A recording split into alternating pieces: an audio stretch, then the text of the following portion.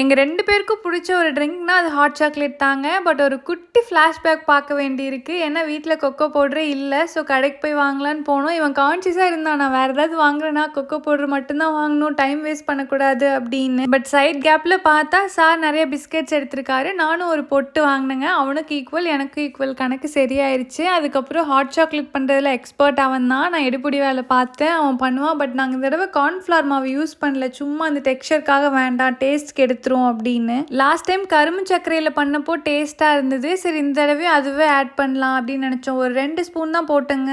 ஏன்னா சாக்லேட்லேயே நிறைய ஸ்வீட் இருக்கும் அப்படின்னு சொல்லி வேறு ஃப்ரேம் பண்ணி எடுத்து பார்த்தேன் நல்லா இருக்கா அப்படின்னு. பட் மூஞ்சி தான் உருன்னு வச்சுட்டு இருக்கேன். ஏதோ ஒன்று தான் கரெக்டாக செட் பண்ண முடியுது அட் அ டைமில்.